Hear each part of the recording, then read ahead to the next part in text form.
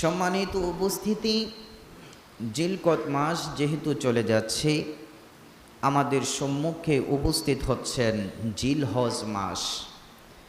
এই জিলহজ মাসকে আমার আল্লাহ তাআলা অতি মূল্যবান একটি মাস হিসেবে আখ্যায়িত করেছেন। জিলহজের যেই প্রথম 10 দিন রয়েছেন, আল্লাহ রব্বুল আলামিন বলেন, ওয়াল ফাজরি ওয়ালা ইয়ালিন আশ, আমি আল্লাহ 10 রাত্রের কসম খাইলাম। কয় রাত্রের কসম? 10 রাত্রের কসম খেয়েছেন।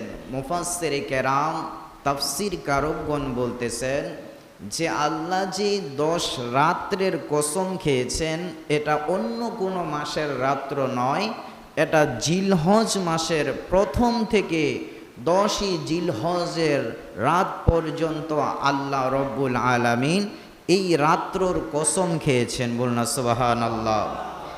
যেহেতু আল্লাহ রব্বুল আলামিন এই 10ই জিলহজ 10 রাত্রের কসম খেয়েছেন, তাহলে বোঝা যাচ্ছে আল্লাহর কসম খাওয়ার বদলতে যে এই 10টা রাত যেমন তেমন রাত্র নয়, অতি মূল্যবান রাত্র হিসেবেই আল্লাহ রব্বুল আলামিন এই 10 রাত্রের কসম খেয়েছেন। সুবহানাল্লাহ বলেন।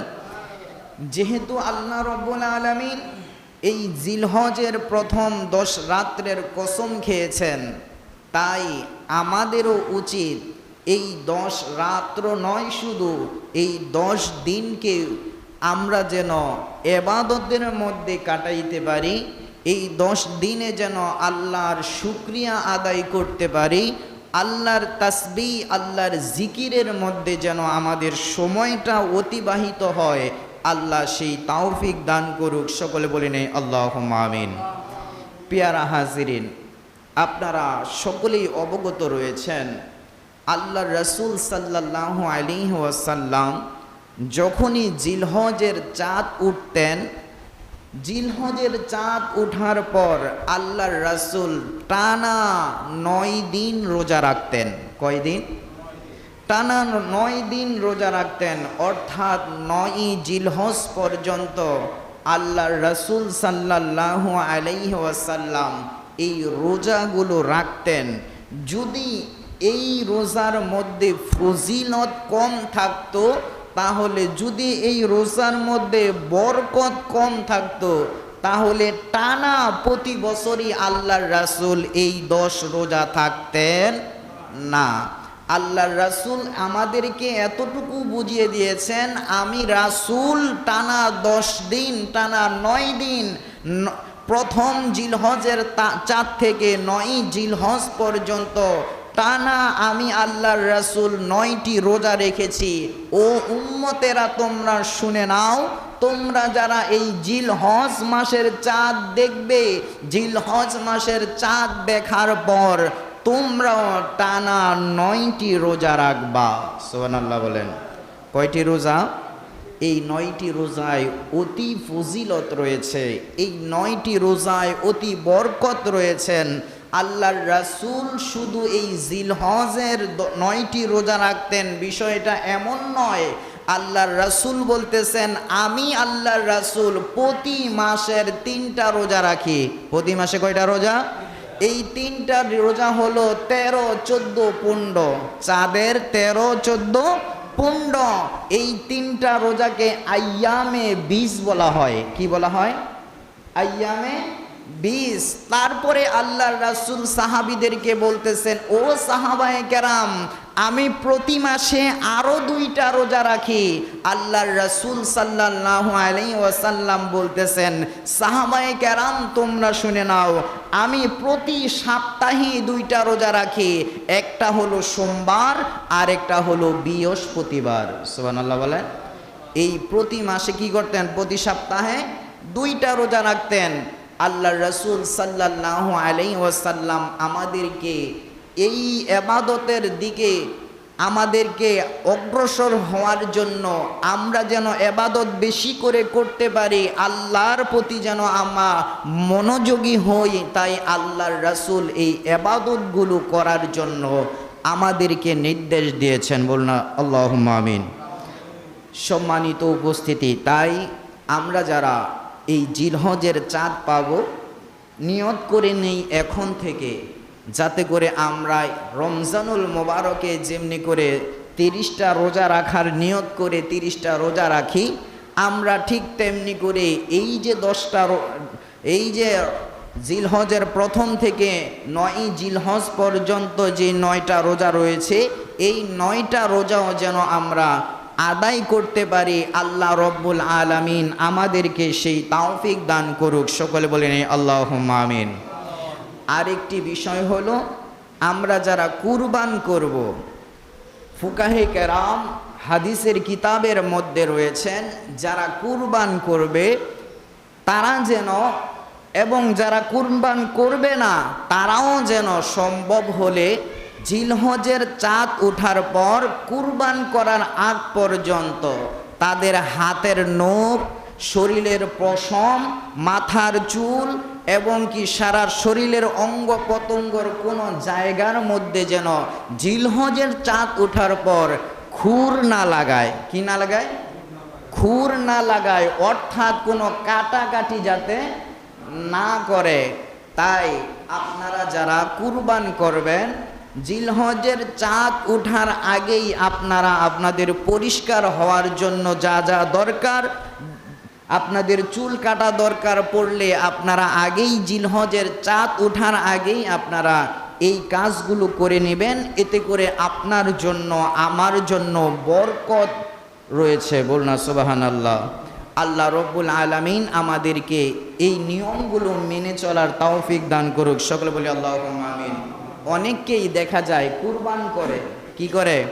কুরবান করে, কিন্তু কিছু যে বিধি নির্দেশ রয়েছে, এই বিধি নির্দেশগুলো তারা চিন্তাই করে না, শুধু মনে করে যে আরে কুরবানি করা দরকার, কুরবান করে দিচ্ছি।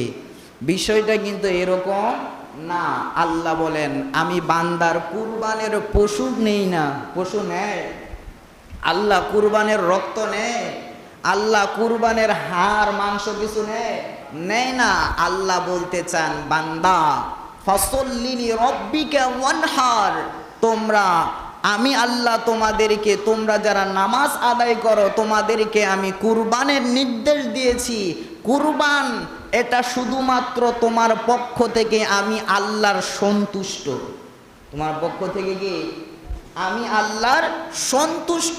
তুমি কেমন করে আমি আল্লাহকে রাজি করবা, তুমি কেমন করে আমি আল্লাহকে খুশি করবা, তার জন্য সর্বপ্রথম তোমার বস্তু থেকে তোমার দরকার তাকওয়া। কি দরকার? তাকওয়া। তোমার মধ্যে দরকার পরহেজগারিতা। তুমি খাসি কুরবান করতেছো, এটা কোনো সমস্যা নাই। তুমি দুম্বা কুরবান করতেছো, এটা কোনো সমস্যা না। তোমার বড় সমস্যা হলো তোমার মধ্যে তাকওয়া নাই। কি নাই? তাকওয়া নাই, পরহেজগারিতা নাই। আর আমি আল্লাহ চাচ্ছি কুরবানের মাধ্যমে তোমার ভিতরে তাকওয়া, পরহেজগারিতা, তোমার মধ্যে আল্লাহ ভীরুতা যেন প্রবেশ হয়। আল্লাহ ভীরুতা যেন প্রবেশ হয়। এই কারণে মূলত আল্লাহ ত্যাগ দিয়েছেন, কুরবান দিয়েছেন।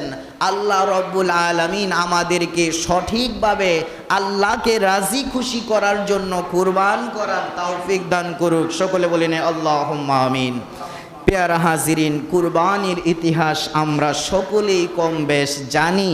আর বিগত দিনে, বিগত প্রতি বছরই কুরবানির আলোচনা আমাদের এই মসজিদে হচ্ছে। আমরা মূলত যে কুরবান দিচ্ছি, এটা ইব্রাহিম আলাইহিস সালামের সুন্নত। ইব্রাহিম আলাইহিস সালামের কি সুন্নত? ইব্রাহিম আলাইহিস সালামকে আল্লাহ স্বপ্নে দেখাচ্ছেন, ও ইব্রাহিম, তুমি তোমার আদরের বস্তু কুরবান করো। আদরের কি বস্তু কুরবান করো। ঘুম থেকে উঠে ইব্রাহিম আলাইহিস সালাম 100 দুম্বা কুরবান করে দিলেন।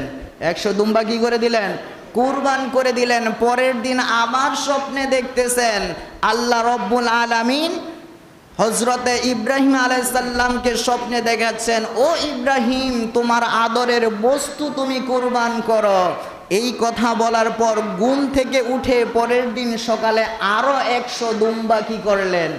কুরবান করে ফেললেন। 200 দুম্বা কুরবান করার পর পরের দিন আল্লাহর রাসূল আবার ইব্রাহিম আলাইহিস সালামকে আল্লাহ স্বপ্নে দেখাচ্ছেন, ও ইব্রাহিম, তোমার আদরের বস্তু তুমি কুরবান করো। আদরের বস্তু কি করো? কুরবান করো। তৃতীয় দিন স্বপ্নে দেখার পর ইব্রাহিম আলাইহিস সালামকে যখন আল্লাহ স্বপ্নে দেখিয়েছেন, মনে রাখবেন স্বপ্ন 3 প্রকার। স্বপ্ন কয় প্রকার? 3 প্রকার। এক প্রকার স্বপ্ন হলো মানুষের কল্পনা থেকে আসে, মানুষের কল্পনা থেকে এক প্রকার স্বপ্ন আসে। 2 নাম্বার স্বপ্ন শয়তান দেখায়। কে দেখায়? শয়তান দেখায়। 3 নাম্বার স্বপ্ন আল্লাহর পক্ষ থেকে দেখানো হয়, আল্লাহর পক্ষ থেকে দেখানো হয়। আর মনে রাখবেন একমাত্র নবীগণ ছাড়া নবীগণদেরকে আমার আল্লাহ কোনো শয়তান দ্বারা স্বপ্ন দেখান না, তারা কোনো কল্পনা থেকেও স্বপ্ন দেখে না। নবীদেরকে সরাসরি আল্লাহ নিজের পক্ষ থেকে স্বপ্ন দেখায়। সুবহানাল্লাহ বলেন। বাবা আমার, বন্ধুরে আমার, ইব্রাহিম আলাইহিস সালাম যখন দেখলেন 200 দুম্বা কুরবান করে ফেললাম, আল্লাহ বলতেছেন আমার কুরবান কবুল হয় নাই। আমার আদরের বস্তু তো আর কিছু নয়, আমার আদরের বস্তু তো ইসমাইল আলাইহিস সালাম। সুবহানাল্লাহ বলেন। আমার বাবারা, বন্ধুরা, ভাইরা রে, আমার আল্লাহ রাব্বুল আলামিন হযরতে ইব্রাহিম আলাইহিস সালামকে পরীক্ষা নিয়েছেন। ইব্রাহিম আলাইহিস সালামকে সবচাইতে বেশি পরীক্ষা আমার আল্লাহ নিয়েছেন। সুবহানাল্লাহ বলেন। নবীদের মধ্য থেকে ইব্রাহিম নবীকে আমার আল্লাহ জন্মের শুরু থেকে মৃত্যুর আগ পর্যন্ত আমার আল্লাহ শুধু পরীক্ষার উপরেই রেখেছেন। আমার বাবারা, বন্ধুরা, ভাইরা, 86 বছর বয়স ইব্রাহিম আলাইহিস সালাম। বিবির ঘরে সন্তান নাই। কি নাই? সন্তান নাই। 86 বছর বয়স। ওই সময় ইব্রাহিম আলাইহিস সালাম আল্লাহর দরবারে ফরিয়াদ করলেন, রব্বি হাবলি মিনাস সলিহিন। ওগো আল্লাহ, আমাকে একটা নেককার সন্তান দাও। সুবহানাল্লাহ বলেন। কি সন্তান? একটা নেককার সন্তান দাও। ইব্রাহিম আলাইহিস সালাম শুধু সন্তান চান নাই, আমার আল্লাহর কাছে বলেছেন, ও আল্লাহ, আমাকে একটা নেককার সন্তান দাও। আমার আল্লাহ 86 বছর পর ইব্রাহিম আলাইহিস সালামের দোয়া কবুল করলেন। 86 বছর বয়সে আমার আল্লাহ হযরতে ইব্রাহিম আলাইহিস সালামের ঘরে সন্তান দিলেন। এই সন্তানটা কি আদরের হবে নাকি আদরের হবে না? অতি শখের ফল। গাছের মধ্যে যদি অনেক বছর পর একটা ফল আসে, অনেক মায়া করি যে এই ফলটা পাকলে খাবো, ঠিক না? এই ফলটার প্রতি আমাদের মহাব্বত ছুটে যায়। ইব্রাহিম আলাইহিস সালামের 86 বছর পর সন্তান আসার পর ইব্রাহিম আলাইহিস সালাম ওই সন্তানের প্রেমে এত মোহত হয়ে গিয়েছিলেন যে সন্তানকে তার জীবন থেকে বেশি মহাব্বত করতেন। সুবহানাল্লাহ বলেন। আমার আল্লাহ বলেন, ও ইব্রাহিম, তুমি তোমার আদরের বস্তু কুরবান করো। ইব্রাহিম আলাইহিস সালাম এই খবর বুঝতে পেরে যে আমার সন্তান থেকে আদরের বস্তু আর কিছুই হতে পারে না, বিবি হাজেরা আলাইহিস সালামের কাছে ছুটে গেলেন। ও বিবি, সন্তানকে গোসল করা সুন্দর পরিপাটি করে আমার সাথে দাও, সন্তানকে এক জায়গার মধ্যে নিয়ে যাব। এই কথা বলার পর বিবি সন্তানকে সুন্দর মতন গোসল করানোর পর পোশাক পরিধান করিয়ে বাবার সাথে দিয়ে দিয়েছেন। ইবলিস শয়তানের এইটা মানতেছে না। ইবলিস শয়তান কি করতেছে না? যে ইসলামের জন্য বাবা সন্তানকে কুরবান করে দিবে, এটা ইবলিসের কি হইতেছে না, ভাল লাগতেছে না। ইবলিসের ভালো লাগতেছে না, সহ্য হচ্ছে না। ইবলিস কি করলেন? দৌড়ে আসে বিবি হাজেরা আলাইহিস সালামের কাছে ছুটে আসলেন। ও হাজেরা, তোমার কলিজার সন্তান ইসমাইলকে তার বাবার সাথে তুমি কোথায় দিলা? তখন হাজেরা আলাইহিস সালাম বলতেছেন, হাজেরা আলাইহিস সালাম বলতেছেন, ইসমাইল তার বাবার সাথে গিয়েছে, বাবার সাথে বেড়াতে যাচ্ছে। ইবলিস শয়তান বলতেছেন, ও হাজেরা শুনে নাও, তোমার সন্তান তো বেড়াইতে যাচ্ছে না, তোমার সন্তানকে জবাই করে দেওয়ার জন্য ইব্রাহিম নিয়ে যাচ্ছে। ইব্রাহিম কি করতেছে? নিয়ে যাচ্ছে। তখন হাজেরা বলতেছেন, না না না, এত আদরের সন্তানকে বাবা কোনোদিন জবাই করতে পারে না। তখন শয়তান বুঝতেছে যে না, তাকে এইভাবে বললে হবে না। তখন বলতেছেন, ও হাজেরা শুনে নাও, আল্লাহ হুকুম করেছে ইব্রাহিমকে তার আদরের সন্তান, আদরের বস্তুকে কুরবান করার জন্য। এই জন্য ইব্রাহিম ইসমাইলকে নিয়ে যাচ্ছে। এই কথা বলার পর হাজেরা ডাক দিয়ে বলেন, ও আপনি কে? আপনি কে? আপনাকে আমি চিনি না, আমাকে ওয়াসওয়াসা দিচ্ছেন। শুনে নেন, আল্লাহ যদি আমার স্বামীকে এই উপদেশ দিয়ে থাকেন, আমার স্বামীকে যদি এই আদেশ দিয়ে থাকেন, আমি এই আদেশে আমার বিন্দু মাত্র কোনো কষ্ট নাই। সুবহানাল্লাহ বলেন। আমার বিন্দু মাত্র কোনো কষ্ট নাই। আমি আমার সন্তানকে আল্লাহর রাহে কুরবান করে দিলাম। আল্লাহর রাহে কি করে দিলাম? কুরবান করে দিলাম।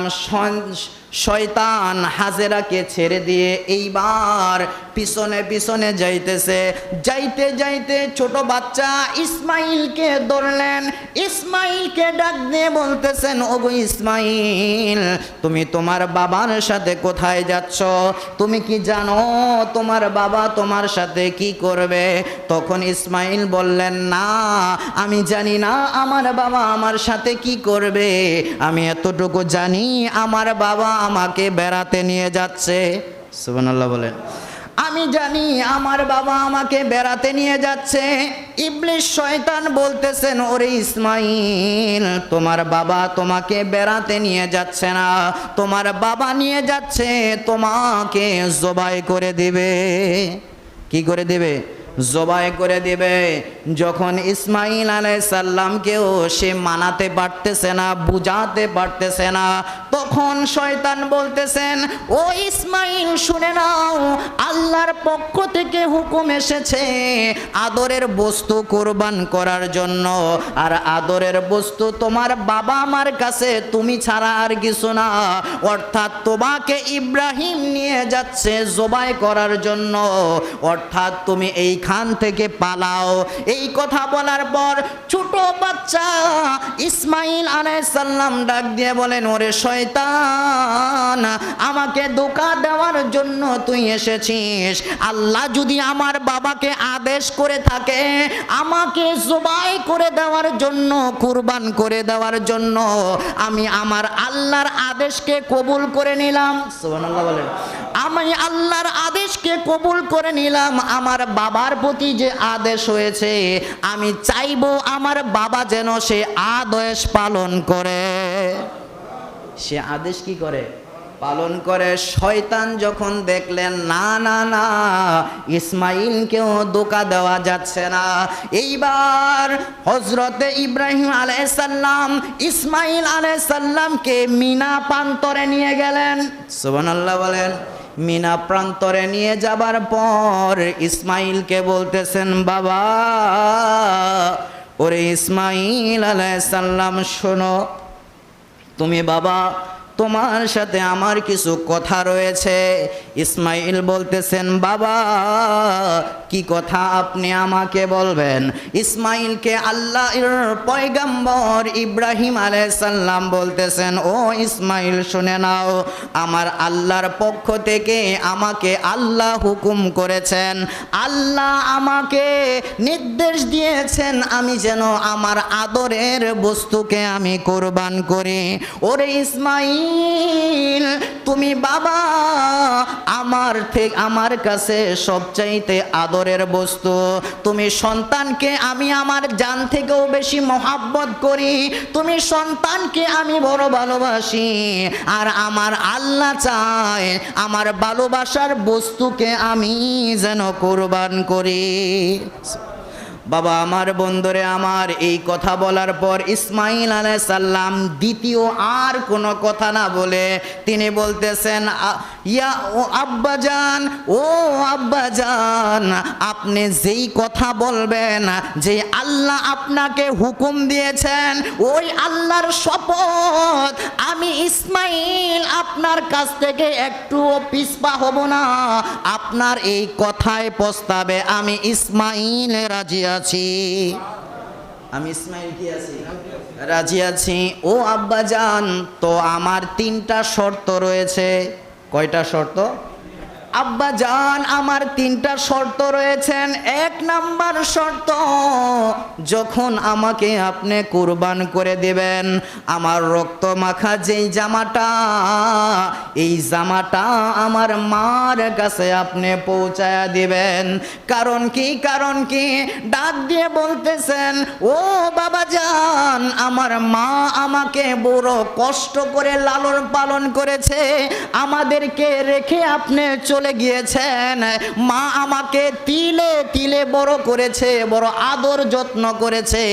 আমার মা যখন আমার এই জামাটা পাবে, আমার মার মনের মধ্যে একটু তৃপ্তি লাগবে। সুবহানাল্লাহ বলেন। আমার মার মনে একটু তৃপ্তি লাগবে বাবাজান, ও বাবাজান, আমার এই রক্ত মাখা জামাটা আমার মায়ের কাছে আপনি পৌঁছায়া দিবেন। আমার বাবারা, বন্ধুরা, ভাইয়েরা, 2 নাম্বার ইসমাইল আলাইহিস সালাম বাবাকে উপদেশ দিচ্ছেন, ও বাবা, যখন আপনি আমাকে জবাই করবেন, আমার হাত পা গুলো বেঁধে নিবেন। কি করবেন? হাত পা গুলো বেঁধে নিবেন। ইব্রাহিম নবী চোখের পানি ছেড়ে দিয়ে বলতেছেন, ও গো ইসমাইল, কলিজার টুকরা বাবা, তোমার হাত পা কেন বাঁধবো? কিসের জন্য তোমার হাত পা বাঁধতে হবে? ইসমাইল চোখের পানি ছেড়ে দিয়ে বলতেছেন, বাবাজান, যখন আপনি আমাকে জবাই করবেন, আমার জবাই করার পর আমার হাত পা গুলো লাফালাফি করতে পারে। কি করতে পারে? আমার হাত পা গুলো লাফালাফি করতে পারে। আমার হাত পা যেন একটু আল্লাহর রাহে কুরবান হইতে গিয়ে আমার হাত পাও যেন একটু নাড়াচড়াও না করে, এই জন্য আমার হাত পা গুলো আপনি বেঁধে নিবেন। আমার বাবারা, বন্ধুরা, এইবার 3 নাম্বার ওসিয়ত করতেছেন ইব্রাহিম আলাইহিস সালামকে। সন্তান, ছোট মাসুম বাচ্চা ইসমাইল আলাইহিস সালাম বলতেছেন, বাবাজান, ও বাবাজান, 3 নাম্বার ওসিয়ত হলো, যখন আপনি আমাকে কুরবান করবেন, আমাকে আপনি আমার মুখটাকে উপরের দিকে না রেখে আমার মুখটা নিচের দিকে দিয়ে দিবেন, মুখটা উপরের দিকে রাখবেন না। ইব্রাহিম আলাইহিস সালাম চোখের পানি ছেড়ে দিয়ে বলতেছেন, বাবা, ও ইসমাইল, তোমার চেহারাটা উপরের দিকে রাখবো না। কারণ কি? তখন ইসমাইল আলাইহিস সালাম বলতেছেন, বাবা, আমার চেহারাটা যখন উপরের দিকে থাকবে, আপনি আমার চেহারার দিকে তাকাবেন।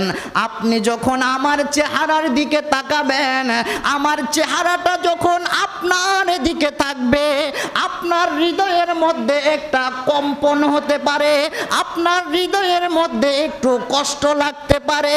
এই কারণে আমি চাচ্ছি আমার আল্লাহর জন্য আপনি আমাকে কুরবান করবেন। আপনার হৃদয়ের মধ্যে মধ্যে আপনার মনের মধ্যে যেন কোনো প্রকার কষ্ট অনুভূতি না হয়, এই কারণে আমাকে আমার চেহারাটা উপরের দিকে না দিয়ে আমার গর্দানটা নিচের দিকে আমার পিছন দিক দিয়ে আপনি ছুরি চালায়া আমাকে কোরবান করবেন। আমার বাবারা, বন্ধুরা, ভাইয়েরা, ইসমাইল আলাইহিস সালাম ছোট ছেলে, 10-12 বছরের বয়সের ছেলে।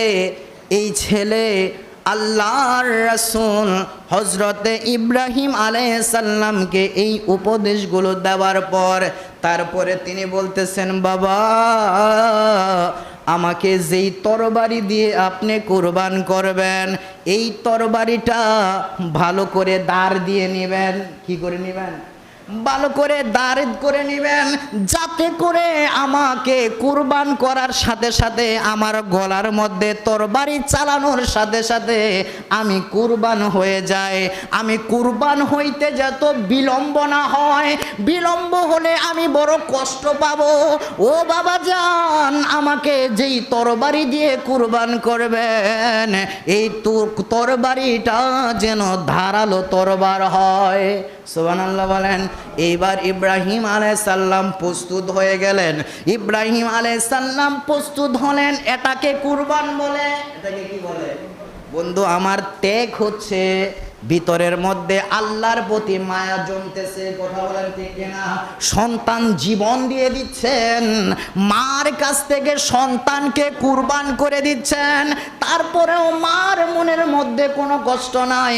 সন্তান আল্লাহর জন্য, আল্লাহর সন্তুষ্টির জন্য কুরবান হয়ে যাচ্ছেন, সন্তানের মধ্যে কোনো প্রকার কষ্ট নাই। বাবা 86 বছর বয়সে সন্তান পাবার পর এই বাবাকে নিজের হাতে কুরবান করে দিচ্ছেন। বাবার মনের মধ্যে কোনো কষ্ট নাই, শুধু একটাই কষ্ট, আল্লাহর সন্তুষ্ট অর্জন করতে হবে। কার সন্তুষ্ট? এটাকে কুরবান বলা হয়। এটাকে কি বলা হয়? কুরবান। বাবা আমার, বন্ধু আমার, এইবার ইব্রাহিম আলাইহিস সালাম প্রস্তুত হয়ে গেলেন কুরবান করার জন্য। ইব্রাহিম আলাইহিস সালাম হাতের মধ্যে তরবারি নিয়ে গেলেন। তরবারি নিয়ে এইবার ইসমাইল আলাইহিস সালামের গর্দানের মধ্যে ছুরি যখন চালাবেন, আমার আল্লাহ আরশে আজিম থেকে ডাক দিয়ে বলতেছেন, ও জিব্রাইল, তুমি আর আরশে বসে থেকো না।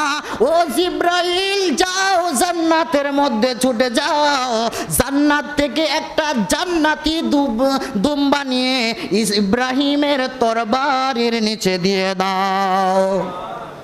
জান্নাত থেকে দুম্বা নিয়ে কি করে দাও?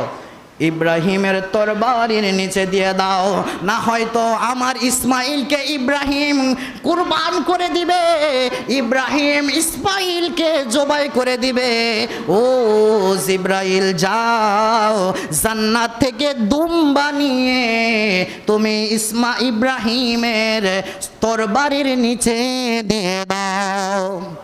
আমার বাবারা, বন্ধুরা, ভাইয়েরা, এমনি করে আল্লাহ রব্বুল আলামিন জান্নাত থেকে দুম্বা পাঠিয়ে দিলেন। ওই দুম্বা কুরবান হলেন। ইব্রাহিম আলাইহিস সালাম চেয়ে দেখতেছেন পাশে দুম্বা কুরবান হয়ে গিয়েছে। ইসমাইল আলাইহিস সালাম পাশে দাঁড়িয়ে রইলেন। আল্লাহর কাছে ডাক দিয়ে বলেন, আল্লাহ, আমার সন্তান, কলিজার সন্তান, আমার মুহাব্বতের সন্তান ইসমাইলকে কুরবান করার জন্য তুমি আমাকে নির্দেশ দিয়েছ, আমি কুরবান করার জন্য প্রস্তুতি গ্রহণ করেছি। ও আল্লাহ, এ কি কারবার হয়ে গেল? আমার সন্তান ইসমাইল আমার পাশে দাঁড়ানো, দুম্বা কুরবান হয়ে গিয়েছে। আল্লাহর পক্ষ থেকে জিব্রাইল এসে বলতেছেন, ও ইব্রাহিম আলাইহিস সালাম, শুনে নেন, শুনে নেন, আপনি যে পরীক্ষা দিয়েছেন, আল্লাহ আপনার কাছ থেকে যে পরীক্ষা নিয়েছে, যেই কুরবান নিয়েছে, এই কুরবানকে আমার আল্লাহ কবুল করে নিয়েছে। আমার আল্লাহ কি করে নিয়েছে? কবুল করে নিয়েছেন। বাবা আমার, বন্ধুরে আমার, সেই ইব্রাহিম আলাইহিস সালামের সুন্নত আজকে আমাদের উপরে ওয়াজিব হয়েছে। আমাদের উপরে কি হয়েছে? ওয়াজিব হয়েছে আমাদেরকে, আমার আল্লাহ হুকুম করেছেন, বান্দা দুনিয়ার জমিনের মধ্যে তোমরা যারা পৃথিবীর মধ্যে বসবাস করবা, তোমরা প্রত্যেকটা মুমিনের উপরে কুরবান করা ওয়াজিব। সুবহানাল্লাহ বলেন।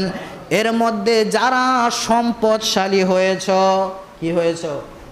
গরিবের জন্য কুরবান নয়। যারা নেশাব পরিমাণ সম্পদের মালিক, আমার আল্লাহ হুকুম করেছেন তোমাদেরকে অবশ্যই কুরবান দিতে হবে। অবশ্যই কি করতে হবে? কুরবান দিতে হবে।